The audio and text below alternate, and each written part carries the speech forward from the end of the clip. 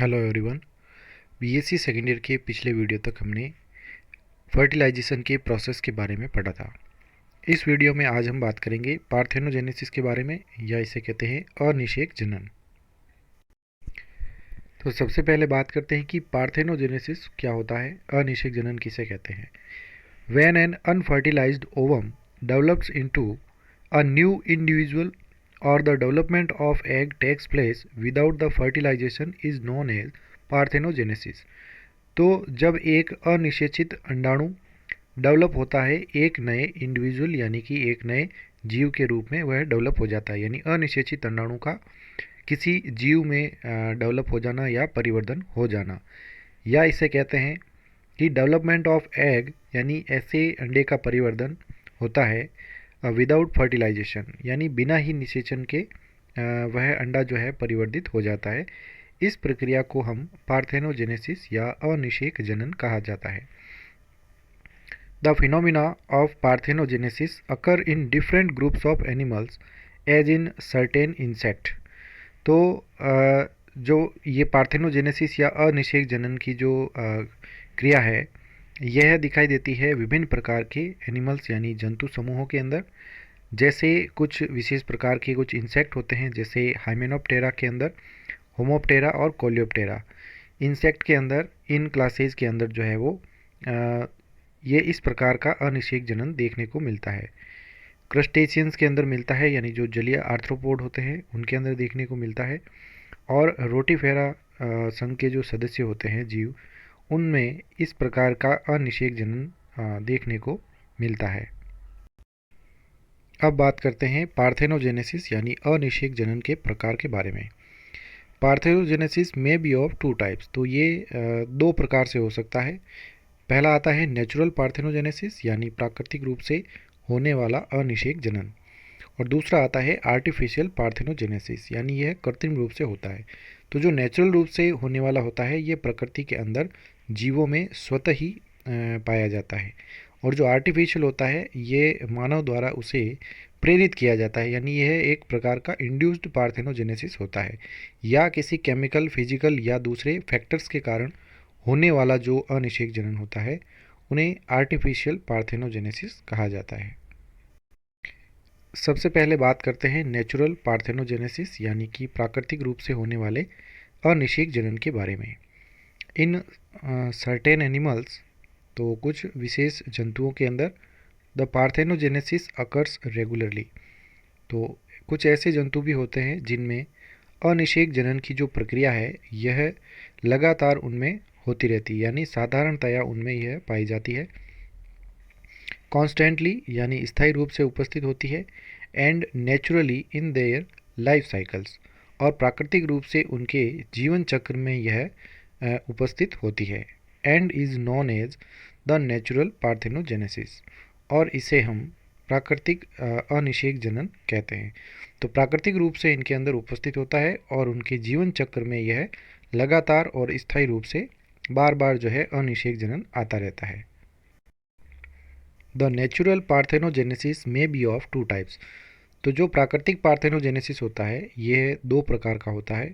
एक होता है कंप्लीट पार्थेनोजेनेसिस यानी संपूर्ण अनिषेक जनन, और दूसरा होता है इनकम्प्लीट पार्थेनोजेनेसिस यानी अपूर्ण रूप से होने वाला अनिषेक जनन। तो ये दो प्रकार से प्राकृतिक पार्थेनोजेनेसिस होता है। तो सबसे पहले बात करते हैं कंप्लीट पार्थेनोजेनेसिस यानी कि संपूर्ण अनिषेक जनन के बारे में। Certain insects have no sexual phase and no males. तो कुछ ऐसे विशेष इंसेक्ट या कीट जो होते हैं इनमें लैंगिक अवस्था या लैंगिक इनमें फेज जो होती है वह नहीं होती है, और इनके अंदर मेल्स यानी कि जो नर होते हैं वो इनमें अनुपस्थित होते हैं उस किसी जाति के अंदर। They depend exclusively on the parthenogenesis for self reproduction. तो ऐसे जो कीट होते हैं ये केवल निर्भर करते हैं पार्थेनोजेनेसिस यानी अनिषेक जनन की क्रिया के ऊपर ही, और इसके अंदर इनमें सेल्फ रिप्रोडक्शन या स्वयं निषेचन स्वयं जनन की जो है वो प्रक्रिया पाई जाती है, क्योंकि इनके अंदर मेल्स नहीं होते हैं यानी नर जो है नहीं होते हैं, इसलिए इनमें सेक्सुअल रिप्रोडक्शन नहीं होता है, केवल मादाएं ही एक प्रजाति के अंदर उपस्थित होती है। इसलिए इनमें पार्थेनोजेनेसिस जो है वो आवश्यक रूप से उपस्थित होता है। This type of parthenogenesis is known as complete parthenogenesis. और इस प्रकार का जब अनिषेक जनन होता है तो इसे संपूर्ण या कंप्लीट पार्थेनोजेनेसिस कहते हैं। सेकंड आता है इनकम्प्लीट पार्थेनोजेनेसिस, यानी कि अपूर्ण रूप से होने वाला अनिषेक जनन। The life cycle of certain insects include 2 generations. तो जो कुछ ऐसे भी कीट होते हैं जिनके जीवन चक्र में 2 जनरेशंस या 2 अवस्थाएं पाई जाती है, यानी 2 पीढ़ियां होती है। द सेक्सुअल जनरेशन, यानी एक जो पीढ़ी होती है वह लैंगिक पीढ़ी होती है, और दूसरी होती है पार्थेनोजेनेटिक जनरेशन, यानी कि अनिषेक जनित पीढ़ी पाई जाती है। तो दोनों ही पीढ़ियाँ इनके अंदर उपस्थित होती है, both of which alternate to each other. और उत्तरोत्तर क्रम में एक के बाद एक जो है वो ये पीढ़ियाँ आती रहती है, यानी एक इसमें सेक्सुअल जनरेशन आएगी और दूसरी बार पार्थेनोजेनेटिक जनरेशन आएगी, फिर उसके बाद पुनः सेक्सुअल जनरेशन आ जाती है और उसके बाद वापस पार्थेनोजेनेटिक आ जाती है। तो इस प्रकार से इनमें अल्टरनेशन चलता रहता है। इन सच केसेज, यानी इस प्रकारों में the diploid eggs produces females and unfertilized eggs produce males. तो इस प्रकारों में क्या होता है कि जब ये अल्टरनेट चलता है तो इनमें जो द्विगुणित अंडे होते हैं, यानी जो निषेचित अंडाणु होते हैं द्विगुणित प्रकार के, ये फीमेल्स बनाते हैं, यानी कि मादाओं को जन्म देते हैं। और जो अनफर्टिलाइज्ड होते हैं यानी अनिषेचित अंडे, इन अंडों से मेल्स यानी कि नर का निर्माण होता है। तो डिप्लॉयड तो जो फर्टिलाइज होते हैं उनसे तो फीमेल्स बनते हैं और अनफर्टिलाइज अंडाणुओं के द्वारा मेल्स का निर्माण होता है। This type of parthenogenesis is known as partial और इनकम्प्लीट और साइक्लिक पार्थेनोजेनेसिस। तो इस प्रकार का जो अनिषेक जनन होता है इसे आंशिक या अपूर्ण या इसे चक्रीय पार्थेनोजेनेसिस यानी चक्रीय अनिषेक जनन कहा जाता है। द कंप्लीट और incomplete type of natural parthenogenesis में बी ऑफ फॉलोइंग 2 टाइप्स। तो संपूर्ण होने वाला और अपूर्ण होने वाला जो पार्थेनोजेनेसिस होता है वह 2 प्रकार का होता है। पहला जो आता है पार्थेनोजेनेसिस, ये जो हेप्लॉइड या डिप्लॉइड के आधार पर अगर इसको डिवाइड करें तो 2 प्रकार से हो जाता है।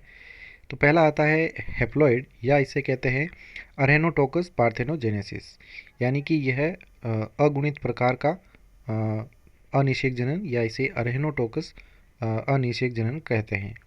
और दूसरा जो होता है डिप्लॉइड प्रकार का होता है, यानी कि द्विगुणित प्रकार का, इसे कहते हैं थैलीटोकस पार्थेनोजेनेसिस। तो सबसे पहले बात करते हैं हम हेप्लॉइड या अरेनोटोकस पार्थेनोजेनेसिस की। In the Arenotocus parthenogenesis, the haploid eggs are not fertilized by the sperms and develop into haploid individuals।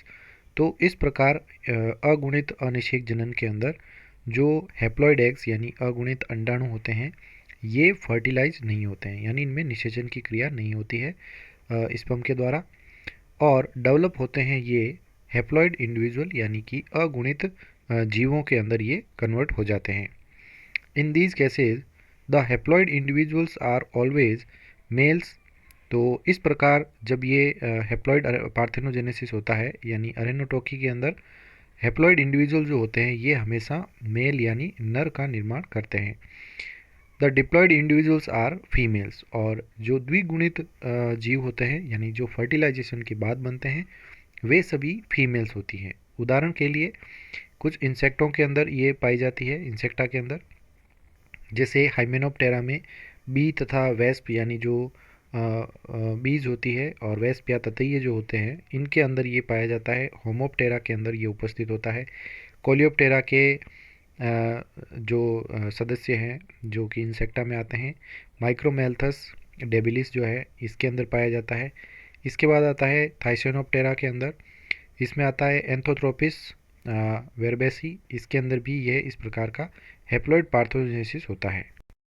अगला उदाहरण आता है इनके अंदर एरेक्निडा का, यानी एरेक्निड्स जितने भी होते हैं जैसे टिक्स है, माइट्स और कुछ स्पाइडर्स यानी जो विशेष मकड़ियाँ होती है, इनके अंदर ये उपस्थित होता है। जैसे पेडिकुलोइड्स, वेंट्रिक्यूसम, इनके अंदर भी ये हेप्लॉइड प्रकार का पार्थेनोजेनेसिस होता है।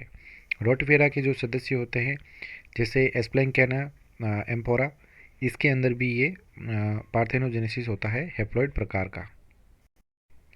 दूसरा जो आता है ये कहलाता है डिप्लॉइड, या इसे थैलीटोकस पार्थेनोजेनेसिस कहते हैं, या इसे थैलीटोकी भी कहा जाता है।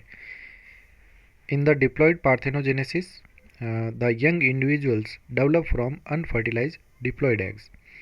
अब इसके अंदर जो ये डिप्लॉइड या थैलीटोकी होती है, इसके अंदर क्या होता है कि जो डिप्लॉइड पार्थेनोजेनेसिस होता है, यह नए जो इंडिविजुअल या जीवों का निर्माण होता है, ये अनिषेचित द्विगुणित अंडे जब बनते हैं फीमेल्स के अंदर, तब उनके द्वारा नए जीवों का निर्माण होता है।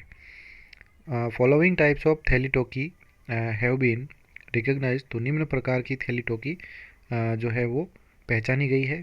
पहली आती है एमियोटिक पार्थेनोजेनेसिस, यानी इनमें एमियोटिक पार्थेनोजेनेसिस होता है जिसमें मियोसिस नहीं होता है।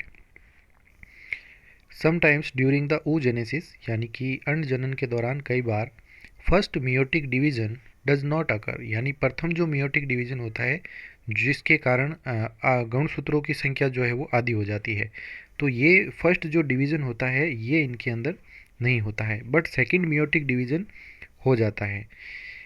Such eggs contain diploid number of chromosome, और जब इसमें प्रथम अर्धसूत्री विभाजन नहीं होता है अंडों के अंदर, तो इनके अंदर गुणसूत्रों की जो संख्या है वो द्विगुणित रह जाती है, अगुणित नहीं होती है।